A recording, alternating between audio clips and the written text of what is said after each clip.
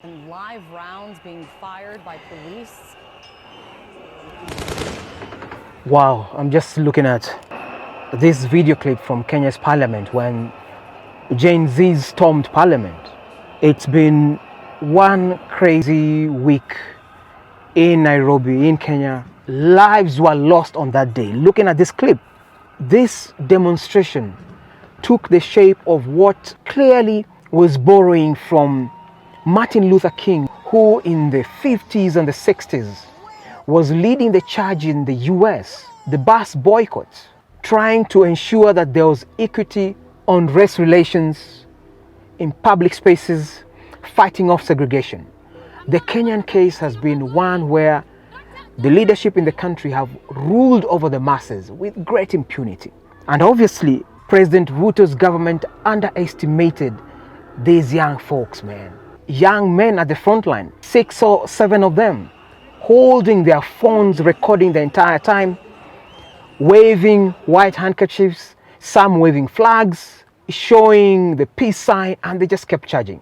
They totally underestimated these Gen Zs and millennials. And Kenya has obviously changed beyond what anyone can ever imagine. This is a country that had been under authoritarian rule during Moi's time. And we had the opportunity to make change when Kibaki was voted in, overwhelmingly, in 2002. We lost the script after that. And members of parliament have pushed an agenda that obviously was at the behest of the head of state, President Ruto. President Ruto himself clearly has other forces behind him.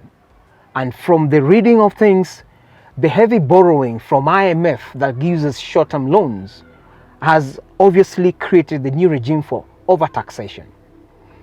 And though the president has been pushing for austerity measures, they have tended to display opulence to the public, going to Harambees, and Harambees are fundraisers that were majorly always focusing on raising funds for churches. In the meantime, young Kenyans are not getting opportunity. There are no job placements. The economy is hardly growing fast enough to accommodate new employment rates. Nor is the government working hard to ensure that youth programs actually receive funding. Instead, the government officials are seen carrying bags of money, going to these fundraisers and basically constantly supporting church, but never supporting youth programs. This same church has been guilty of supporting the state even when they have been errant. This same church was the first to publicly claim that the election was free and fair. Yet Kenyans know that eventually the election had to end up in court for President Ruto to eventually be handed the mandate to run the affairs of the nation. But the process had been flawed. So the lack of trust of this administration has been there from formation. Additionally, the president has suffered a trust deficit amongst Kenyans because for the longest time, in the last regime when he was deputy president, he made promises that were never fulfilled. And the narrative was that he was not the man in charge, he was not president. He eventually became president and he backtracked on virtually all the promises he made to Kenyans. These people don't understand the damage they are doing to the people and the economy of Kenya. Reduced taxation, instead taxation went up. Other taxations were sneaked through the back door. In Kenya, for example, as in any other country, the minute you raise levies on fuel, it technically means that every other service will have to hike the prices. And unfortunately, that price increase is always passed on to the common man in the streets, who will have to pay more for bread, who will have to pay more for their fuel, who will have to pay more to access their health care, pay more even for something as basic as fertilizer. And we are coming from a time when very recently a government cabinet secretary was acquitted after presiding over fake fertilizer sale. Some of this fertilizer had actually been donation from the Russian state, from the Russian people to Kenyans, that was supposed to reach the market free of charge. Instead, Kenyans were being charged. So the pile-up of all these problems that the nation had been experiencing eventually imploded into what was seen as the Gen Zs reacting to an authoritarian regime that is hell-bent on having its way or the highway. The country has suffered from years of budgeted corruption, where state officials have tended to take more for themselves, over-appropriate the national cake, pay themselves more in parliament, where the average member of parliament earns more than 1 million bob, far higher than even the Western nations that are far richer than a developing nation such as Kenya. On the flip side of it, essential services such as medicine, the medical sector, have been denied increased incomes. Medical staff in Kenya are on strike for a fourth week running. They've demanded more interns be hired with better pay, but the government says it can't afford any pay increases. Leading to brain drain, nurses going to look for work abroad, doctors going to look for work abroad. But in the meantime, those who are patriotic enough to stay here have never been able to earn a decent living to even support their families. So with that background, you can see that the Gen Z in their age group have watched their parents abused by the state, disenfranchised by the state, denied opportunities, denied services as basic as a good road network, as basic as a well-stocked hospital, as basic as good education. And indeed, very recently, the government removed the subsidy in tertiary and university education, eventually causing the fees to go up by 3 to 4 to 5 times, where kids were paying $300 estimated are now paying over $1,000. So the net effect is that the youth have been pushed to the wayside. Opportunities are diminishing. The main equalizer in the country, which is education, is also now slowly slipping away from their grasp. The groundswell just began to happen. It was all boiling. It was all simmering. The decades of misrule, the decades of corruption, a new government coming into place, overpaying itself, budgeting for corruption, the government repairing buildings that are not a priority when there's austerity measures.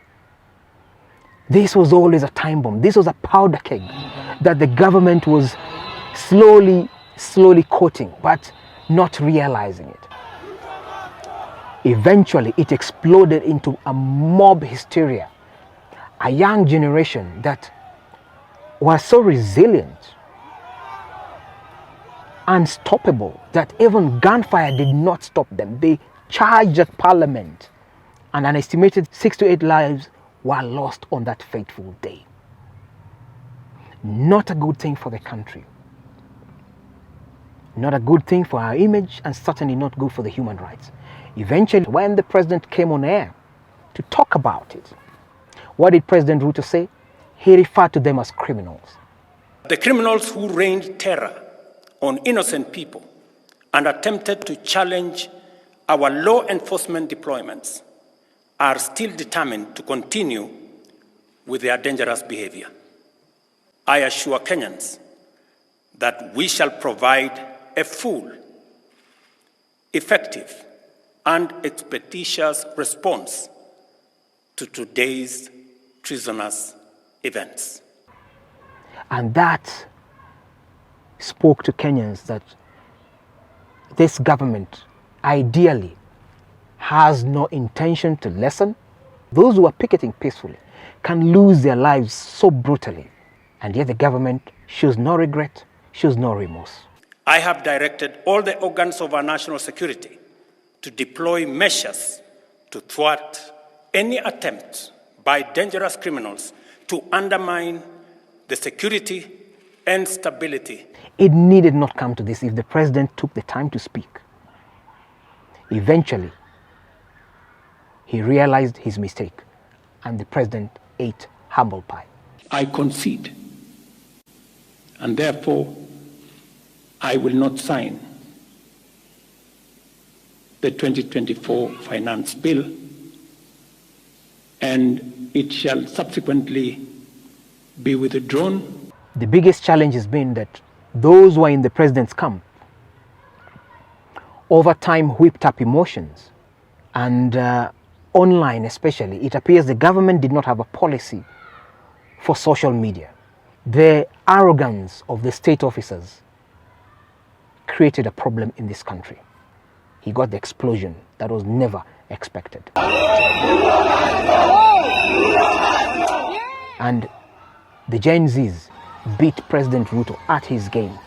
They came peacefully, and despite disruptions and the talk that there were infiltrations by gangs whose own identity was not known, they kept pushing and said they would rather die standing than be kneeling and paying poodle service to a head of state who clearly, despite taking the oath of office to protect lives and property, was more keen on protecting self-interest, protecting the globalists and the lending organizations and the Western powers that he now has really been fraternizing with.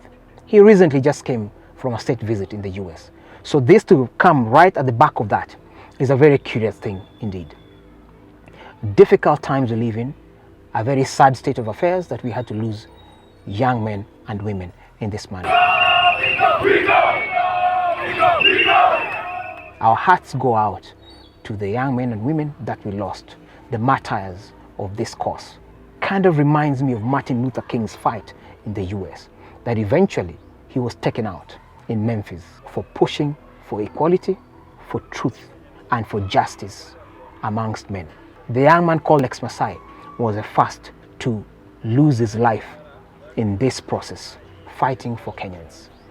May his memory be honored by doing the right thing. May the memory of the others be honored by the president listening more to the needs of the public and respecting that these are difficult times and they cannot flagrantly be spending as though we are such a rich nation. So much can be said. Share your thoughts in the comments, good people, and let's build this nation, push it to a better place. For sure, what has happened in the country will affect Africa. Already it is a major conversation. So Africa, get ready. The seed has been planted. The young people are saying, you older folk have messed up. It is time for us to drain this swamp and put seriousness into managing the affairs of Kenya, into managing the affairs of Africa, because we deserve better. Thank you for watching this far, and please do like, subscribe, and share. Let's get the word out. Peace and love. I'm out.